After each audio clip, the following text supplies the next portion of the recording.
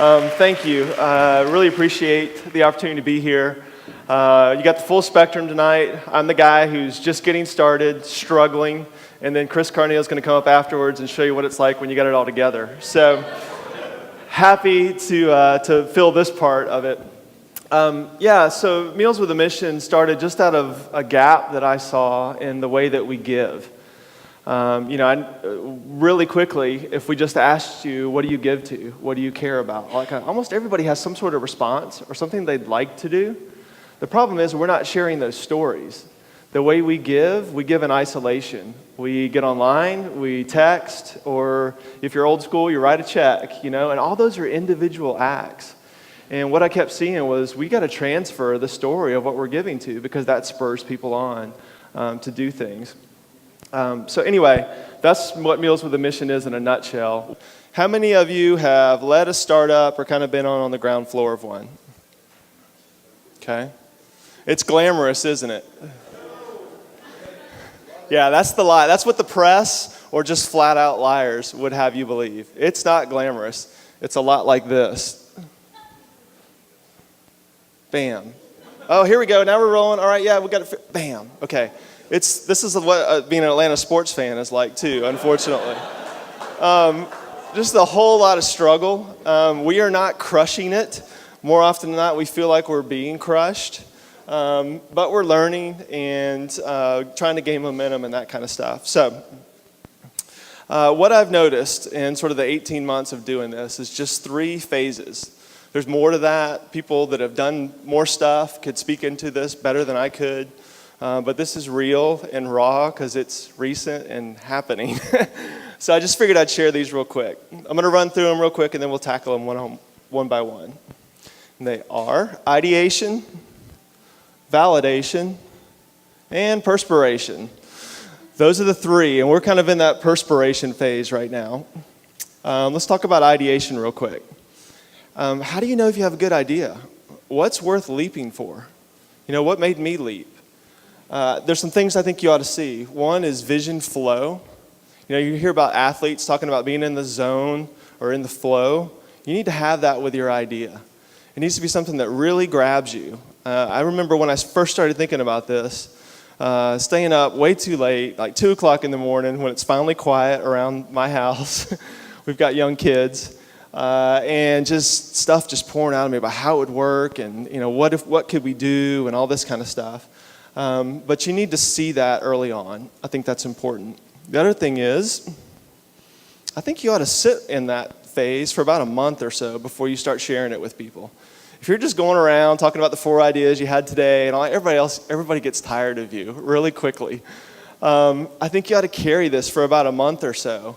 I think that Evernote, if you don't use the Evernote tool, it's awesome because I used it a bunch. It's on my laptop, phone, iPad. Whenever an idea struck me, I could just keep adding and keep building on this. But run with it for about a month or so. If you get past that point, move into the validation phase. This is weird. It looks good on the computer, not so good on here. It fits there. But validation. And here, what you're going to do is share it. It's a month old or so. Share it with some people you trust. And what you want to do is just give them the kernel of your idea. And then as much as you can, this is a struggle for me too, just be quiet and let them see if they can connect the dots.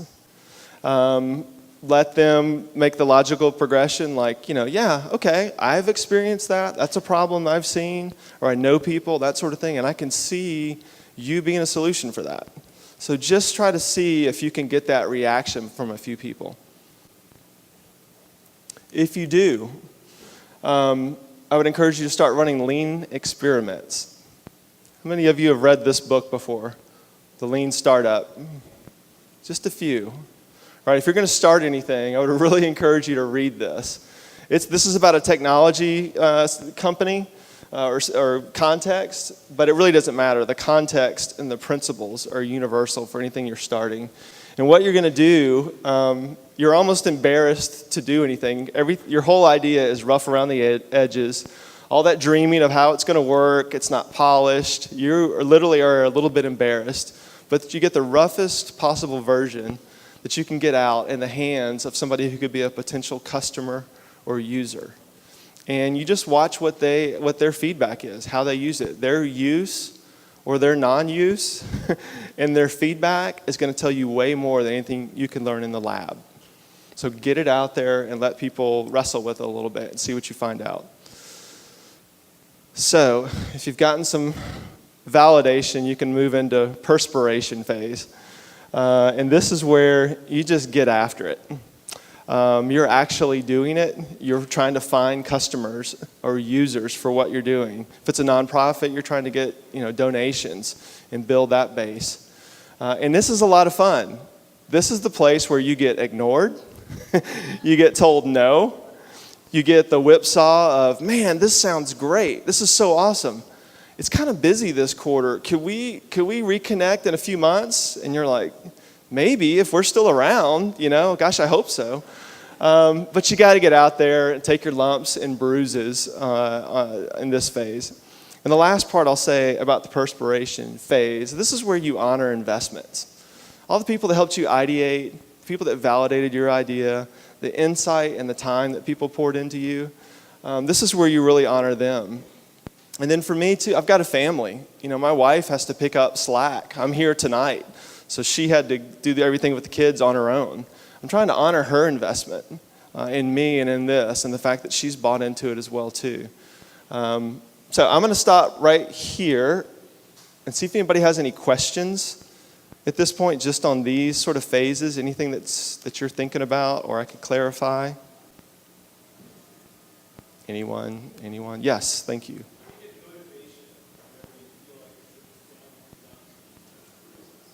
You come to Hive. That was not a plant, as far as I know, unless you guys did that. But yeah, I'll talk about that in a minute about the importance of community. Yes. Can you over-validate? Yeah, you can, because validation, when you start getting it, it feels really good. It's comfortable. And sometimes you can delay getting out into the perspiration phase where you just get after it and people ignore you and tell you no and all that kind of stuff. So I think you can stay too long there. Yeah. Anything else? All right. So, lessons learned on this journey so far, which is really a nice way to say mistakes made. But since I did the slideshow, I guess I get to be nice to myself.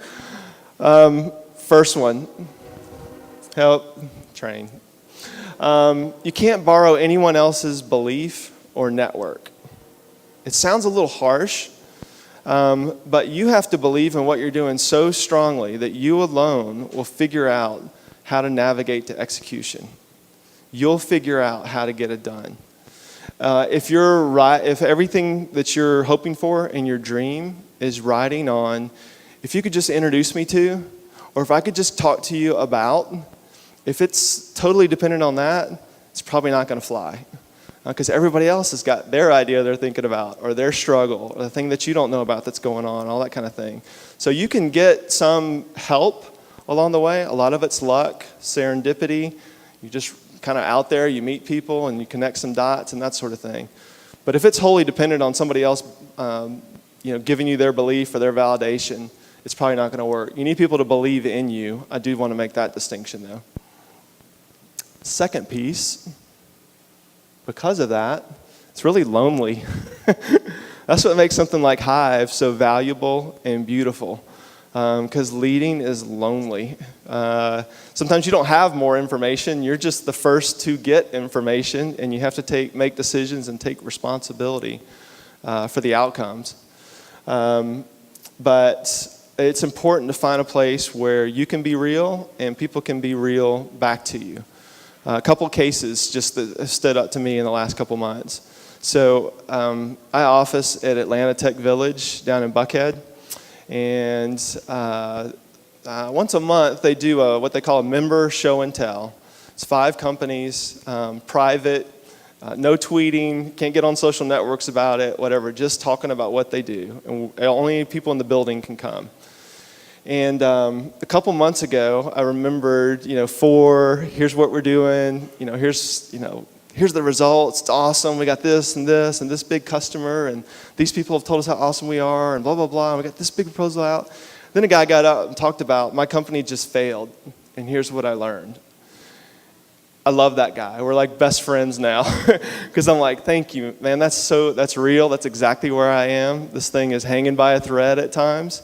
And thanks for being transparent enough to invite us in to what that's like and what you learned. And the cool thing is, well, I don't want to give away some of the finish. The cool thing is he's way better for it and already kind of on to the next thing. Third lesson learned. Differentiate between the dreaming and the doing.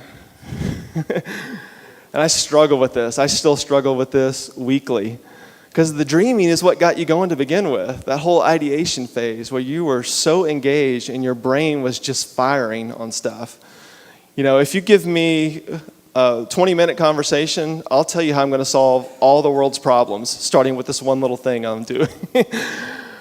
But the closer you get to a customer or a user, and the more they see dreamer rather than doer, you're in trouble. Here's why. The best way to illustrate this is graphically. How many of you have heard of the adoption curve? Okay, good many of you. You probably can't see it. The screen's a little small, but way over here on the left-hand side, innovators are 2.5% of the population. And this just talks about how something gets adopted throughout the whole population. Innovators are 2.5%. Small number. What does that mean? That means only 2 or 3 people out of 100 are going to be able to mentally entertain that thing that's got you just so fired up. The rest are going to give you a look like that. It's sad, but it's true. They're not with you. They don't get it, but don't be discouraged. Just know that that's what you're facing. So you got to really hustle and concentrate on the doing. You know, even the next category, early adopters, are only 13.5%. So that's still like 85 out of 100 people are going to go, huh, yeah, okay, great, that's nice. They're just not going to engage with you. So the closer you get to a customer, kind of leave your dream world behind a little bit and just talk about the practicality. Most people are looking for something that's marginally better and relatively safe. It's unfortunate, but it's kind of true. Okay, and the last one. It's okay if it doesn't work. You guys have heard this before. Failure is not fatal. It's actually really beautiful once you get over the fear of I might fail, and you actually do it a few times. You learn you are way more resilient than you think you are. It teaches you things. It gives you insight on processes and how to push things forward into reality that you really can't learn any other way, which makes you more valuable for the next job you have or the next thing you start. So it's a great experience to go through. And the last thing I'll say about failure is, being on this journey and having met some people that have done some successful things. Those that have succeeded have failed a lot before you ever met them or heard what they were working on. It was actually the failure that taught them how to get there and gave them the skills to make something work. So I would just tell you the last thing is just don't be afraid of failure. Failure, the fear of it, is what's keeping you from doing some things. Just go for it. Try. Go do. The world needs your best. And the cool thing is you'll be a better person for it. You'll be more capable. And the world will benefit from the things that you did try and that you gave the world. So that's it for me. Happy to take questions. Hopefully you have a few. This is, by the way, Meals with a Mission. If you personally want to go host a meal, you can do that on our website. And the way it works basically is you just name an amount, 10, 20, 50 bucks, whatever. Send an invitation to people to come to a dinner or go to a restaurant or whatever, and you're all in for the same amount. But you're all going to share a cause and then vote to support one of them in a big way. And we've automated all the inviting, the donating, and the distribution. You can come back and tell us later where you want to send your gift. And the other thing we do is we work with companies. Companies have really poor method on the way they give and want to connect to the community. We're just asking, like, where do your employees live? Maybe they have things they already care about, and then we're using our model. So that's some other ways to stay connected with us. Question? Yes. Can you talk about that first month of ideation and what spurred this idea and how you kind of moved that to where it is now? Yeah. This is chapter 3 of career for me. I had a corporate real estate and then ministry, crazy enough. And then in being in ministry world gave me a lot of insight around giving. And I just saw this gap, and I saw everybody struggling with how to figure that piece out. And I go, we don't have a giving experience. There's just no way that we kind of grassroots, person to person, have a way to experience that together in a model that's really simple. And I don't know, that just grabbed me, I guess because I'd been around it long enough. And I was looking at what was going on with crowdfunding, with Kickstarter and Indiegogo and all that kind of stuff. And I go, that's great, but all of our connection cannot be taking place online. Bottom line, we're still storytellers. And it's so, you guys did that. Some of the people you've met tonight, like, wow, that's really interesting, or you made a connection over something. I go, wouldn't it be great if we're connecting over really meaningful things and causes that we could support each other in? And I don't know, I think it was an epiphany more than anything. I'm like, we're not doing that. We got to start doing that. And then after that, it was that vision flow. How does it happen? How would we do that? And that's how I got to the meal part. I'm like, what do we do when we gather for a meal, especially with multiple people? We talk. What could we do with that conversation? Maybe we could do this. That's kind of how it came about. Yeah.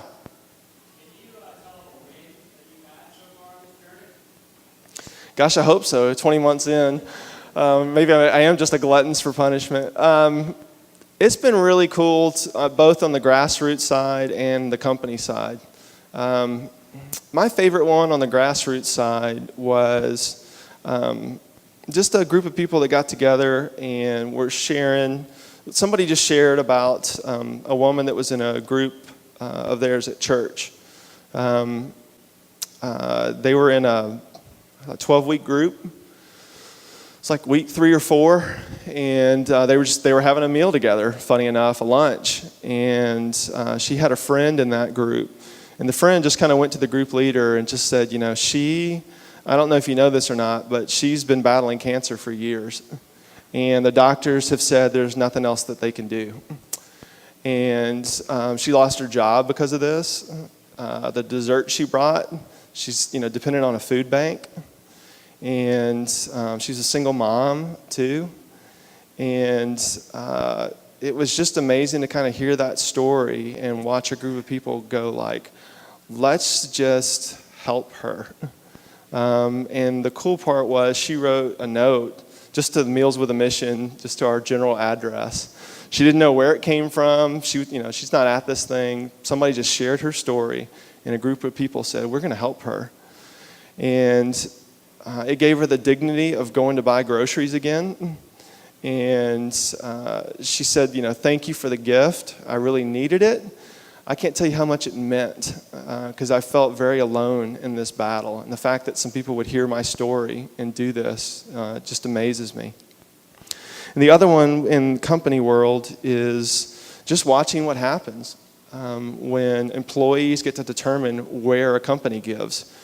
We're kind of flipping that model. Instead of the company from on high just deciding we're going to give here and then telling all of us this is how you can engage, flipping that and go, what do you care about? Let us get behind that. And because we're having this conversation, people are teaching each other. I've watched somebody who's just not thinking about giving anywhere. It's just not part of their life. Over a dinner with teammates, say that's missing in my life. And I see the joy it brings you guys and the meaning.